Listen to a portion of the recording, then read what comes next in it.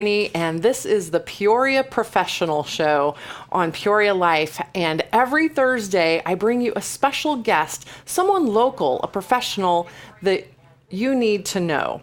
So this week, it's Dodie Gomer. Hi, Dodie. Good morning, Renee. Dodie worked for Caterpillar for over 25 years in HR. And she has a wealth of experience, and now she has her own business, and she's helping people, anybody, you don't have to work for Cat now.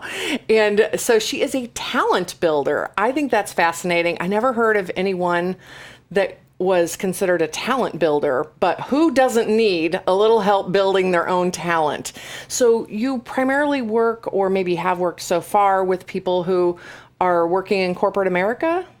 It can be. It can be. So what I learned is that the technical professionals, if you were to imagine looking at their libraries, they've got all their textbooks still. They have magazines, they have journals, their e-libraries, they have all kind of blogs all about their technical skills. So accountants, engineers, dentists, surgeons, it's all about the technical. And I had one surgeon say to me, you know, Dodie, of all the hundreds of thousands of dollars I spent on my education on the East Coast in an Ivy League school, very little was on the leadership part. It was all about my technical. And even surgeons today get an MBA. Well, that's business acumen on how to run a business. But how are you going to lead? Many technical professionals may never become a supervisor. They may never want to become a supervisor. They may not have the opportunity. But yet, they have to get people to do things to a certain standard. And guess what? They don't report to you. But you've got to get them to do it. So it's missed. There is a small population in corporate America that gets sent off to leadership camp, but everyone else is back home trying to get you to fill out that spreadsheet and put it in the right Dropbox, and you don't have that skill of getting people to do it just right to that standard. So, okay, is this people who, like, the company hasn't yet targeted them for a particular role that they see them going in, but the people that you would like to help are the ones that they themselves would like to move on, you know, to something greater and develop greater skills themselves? Is this what I'm hearing? That's the primary population. The majority of the people that have called me are professional organizations. So I'll either do a keynote speech for their large meeting, or I'll do a breakout session, or I do a lot of workshops, 2 and 3 or 4 hours. And they are technical professionals. Some may have a desire to become a supervisor, many do not, but they realize that they have to develop their talent beyond their technical. And they're self-motivated, they want to do it. And I'm not saying their supervisors don't have time for that, it's just not in the scope of what needs to be done in the business that day. So they'll do it through their professional meetings. Now, I do have another segment of population that call me, and those are the emerging leaders. So it might be a company that calls me to say, we've got a group of employees that we think will become supervisors someday. And I really admire, a lot of them are small companies, but I admire them because you can't just tap somebody on the shoulder, anoint them as a supervisor, and day 2 expect them to lead. You have to practice it. And most interesting, another organization that called me was a fraternity at one of our Big Ten schools. And they had a very specific leadership attribute that they wanted to really focus on. And so I put together a leadership strategy for them with leadership workshops. And it was all about accountability. So emerging, but primarily technical professionals. Okay. So that's awesome that they are thinking so far into the future, right? Because if they're still at the university, they're going to graduate pretty soon, really, compared to the rest of their career and so forth. So the people who are bringing you in, they're not necessarily the ones who are going to benefit from what they learn. It's the students themselves. Right. So I challenge, like the ones at the fraternity, I challenge them. You know, they're paying a pretty good price for their education. In 10, 15, 20 years from now, when I meet you, you say you're studying economics. I asked, there was about 75 in the room, and 10% were studying economics. I said, how are you going to be addressed? They said, an economist. And I said, really? I'd like to challenge you. I'd like to see you as an economic leader. I want to see the world differently because of you. We've got a lot of economists, but we want economic leaders. And I want them to see their role differently. And they have to start now. One of the most interesting things that people don't think about, we were taught in my family that you give back. You belong in the community. That is your job, is to be in the community. But what people don't realize is they're actually developing their leadership skills. So I have a group of women from Morton. They started in high school working on a charity event, and now they own it. They call and they make negotiations with the suppliers. They have a safety program. Wow. They do more than just set up. And so now when I send a letter of recommendation, I talk all about their leadership. And they're anywhere from 16 to 22 years of age. Oh my gosh. There are 4 of them. They call the W Dream Team. And they've developed their leadership skills at a young age. Wow. Were they a part of some other organization, or how did they get together? Well, 3 of them are part of my family. Oh. Yeah, sorry. That's okay. One of them came along. Still. But I will say that's where my leadership development started. I'm number 9 of 10. Uh-huh. And my mom taught us that our job was to make others successful. And that's what's on my business card, make others successful today, or most. And I can remember back as a 9-year-old getting ready for a birthday party, and my mom telling my sister and I, now you make sure the birthday girl laughs, has a good time.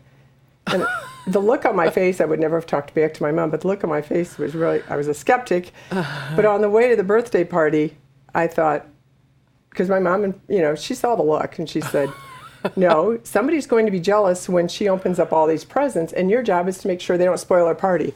And on the way to the party, I was thinking, they have a harp and a grand piano in their living room. Oh. I don't think she's going to be upset on our birthday. But maybe the ones jealous are my sister and I. Because this one is probably going to get Barbie Ken and the camper. But really, my mom set our frame of mind that our job was to make the birthday girl successful that day. When I was a bridesmaid, my job was to make the bride successful that day. And when I became an HR manager for the engineers, my mom had lunch with me and said, you make sure engineering jokes don't ever cross your path. Your job is to make those engineers successful. It sounds corny, but it's a different perspective when you enter a meeting and somebody's upset and you think, okay, my job is to make them successful. I got to bring them down. I don't think it sounds corny. I think it's brilliant. I've never met anyone who said, my mom taught me this, or anybody, who had that emphasis at all that I can think of, but that from like a spiritual perspective is spot on, and it makes sense that in the business world, or even just as children, plus these habits, they start when you're young, right? Yes. How we treat other people, how we view life, all that starts when we're very small, and it just continues, as opposed to being raised however your parents were raised, which is a way a lot of people are raised, is like, well, I do this because my parents did that and that's all I know, and then all of a sudden that we send them off to college. Right. Go develop your leadership skills. Right. It has to start young. In fact, it was that same ophthalmologist that said to me, boy, a lot of your leadership came from your upbringing, and it certainly did. Yeah. I was a severe asthmatic, and there were times my mom came in and said, and I'd be in the oxygen tent, and the medicine's not working, and she'd say, we need to pray for the children down the hall. They have cystic fibrosis. So you really didn't have time for a pity party. There was someone else that really needed you.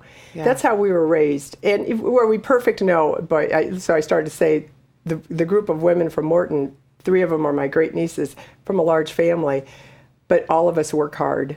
And we're known to be hard workers. It wasn't hard for us to get a job in high school because we were known as hard workers with a little bit of fun. People liked working with us. And that's what I think people are missing when they prepare for the workforce. What are you known for? It's like I said to the Big Ten University, you want to be more than an economist, you want to be an economic leader. But even in high school, are you known as a good worker with a little bit of fun? People like to work with you. Right.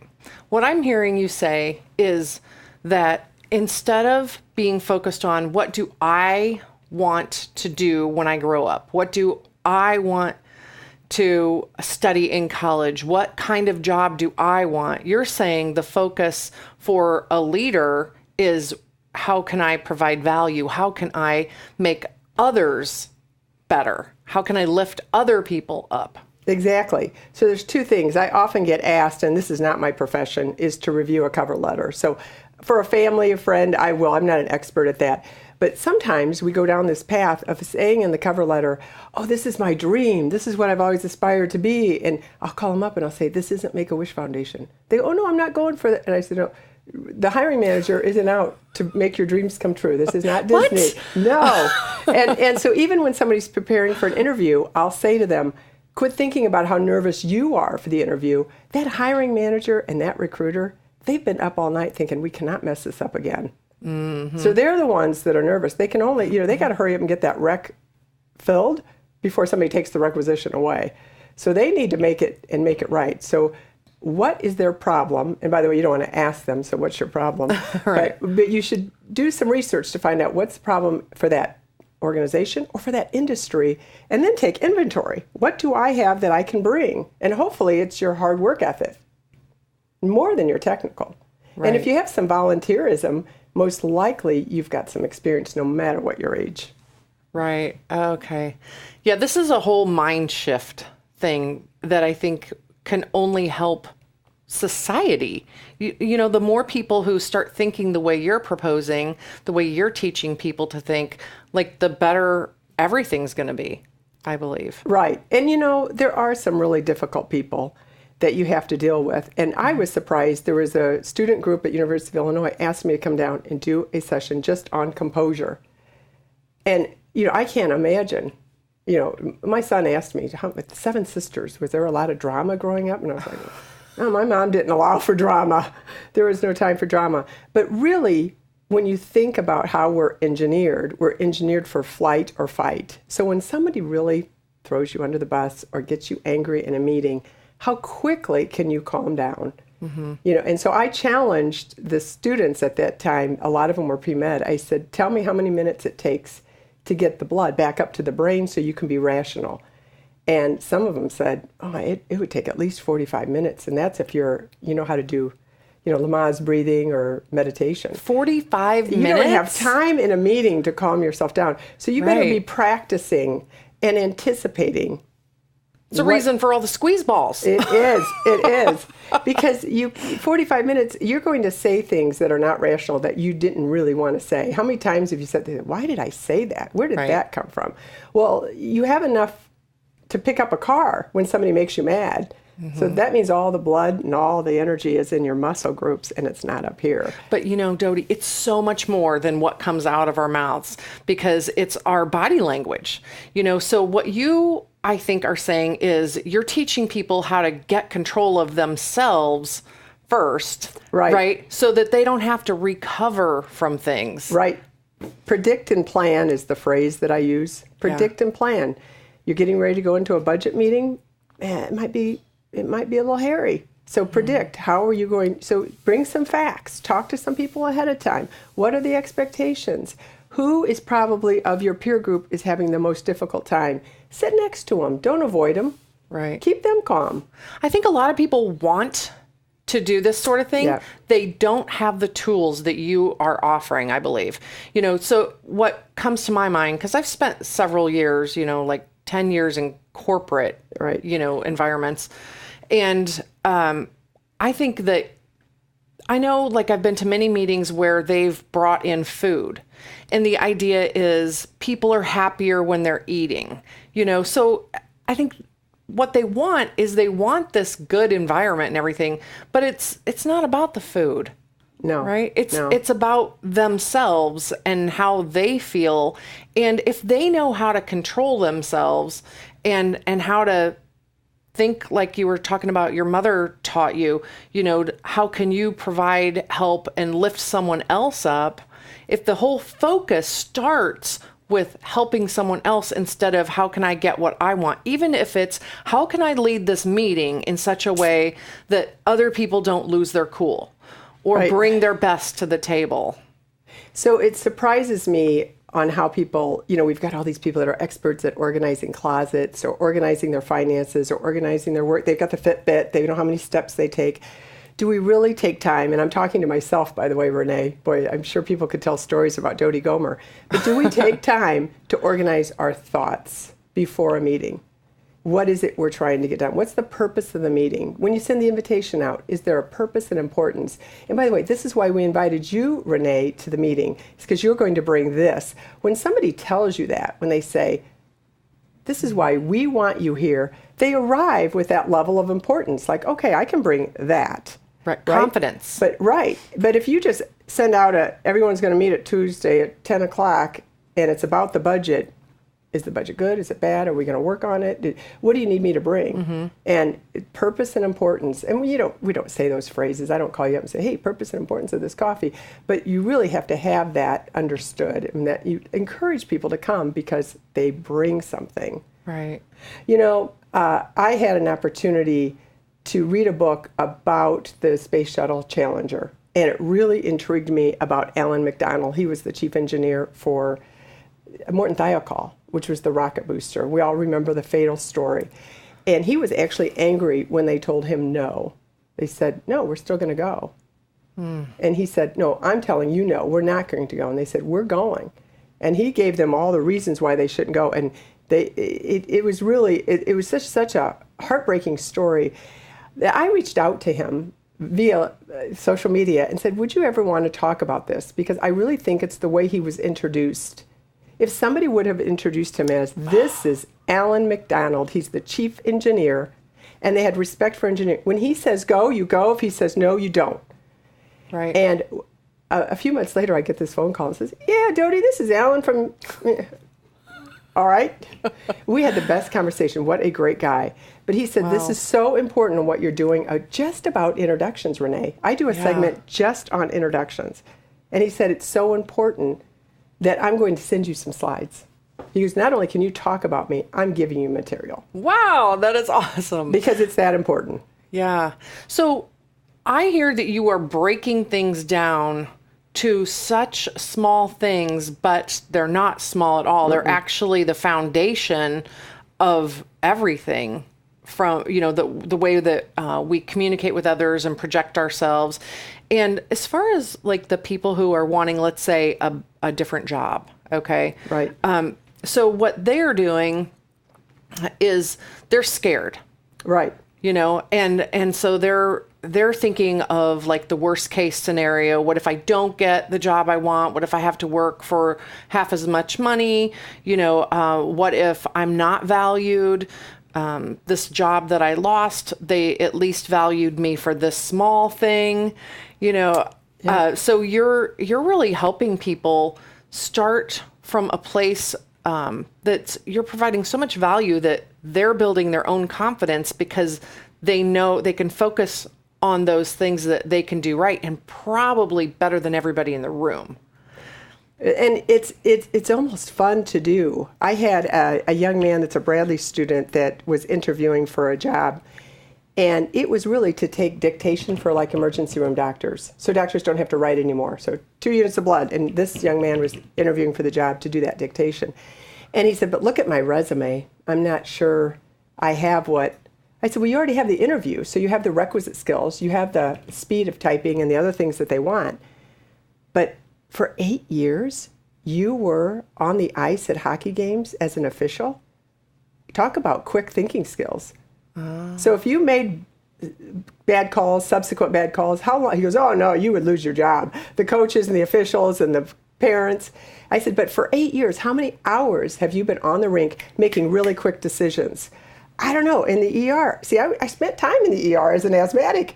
They need people that are quick thinkers and that can make good decision quality. So I do a session just on quality decision making.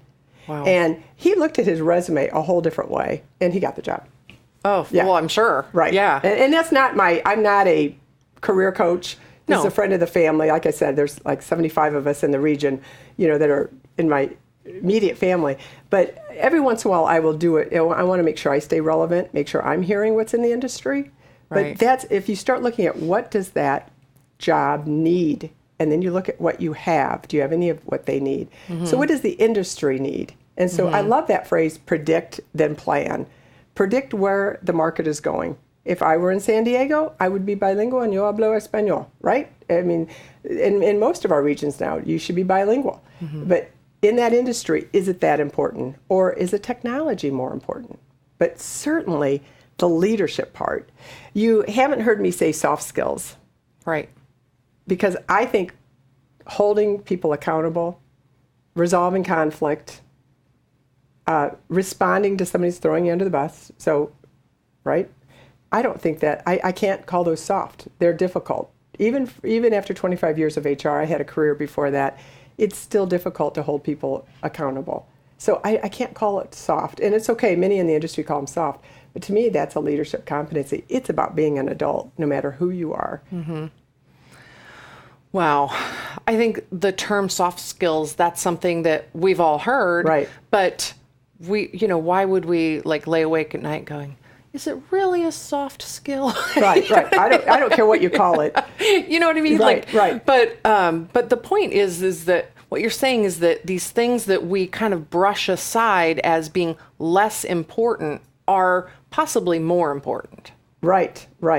And so how we met was at Toastmasters, and some people don't feel comfortable in Toastmasters because they think it's too formal, but actually you have, no matter what your role in life, you're going to have to present yourself, maybe not on stage with 2,000 people like I've done in the past, but to present an idea to a colleague or to a peer group or to a customer, or to a supplier, you have to be sharp. Mm-hmm. And Toastmasters is one way. Toastmasters, volunteerism, but getting feedback from someone on whatever it is that you need to develop. So is it setting a vision?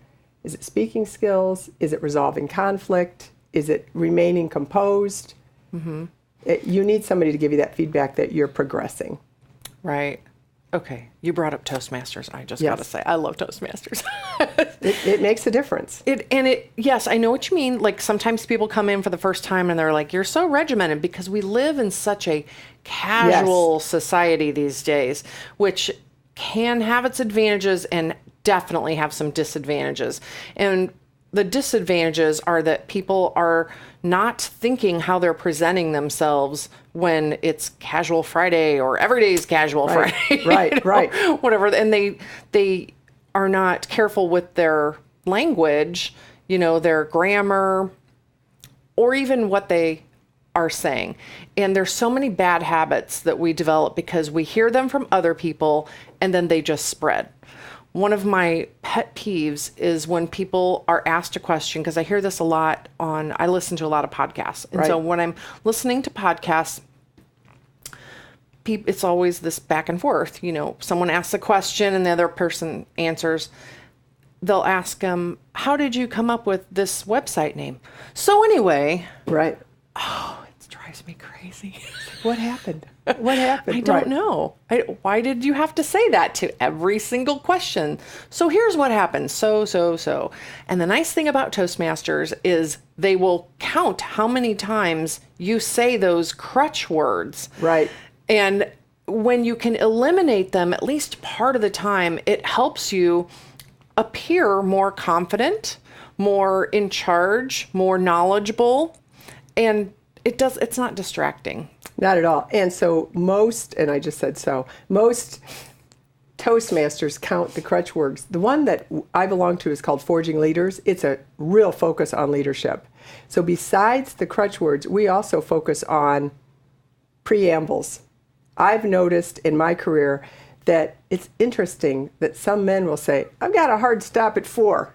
And everybody looks at their clock and they say, okay, well, we better get this going. It's almost like you think whoever that is going to cross the street and go to the American Cancer Society and they're going to solve it. I mean, it's so strong. I have a hard stop at 4. Whereas I've heard some women say, I need to leave at 4 because the last time I didn't leave, we went down Detweiler Hill and my son got, it's like nobody wants the details of what happened to your son in the back seat in motion sickness, right?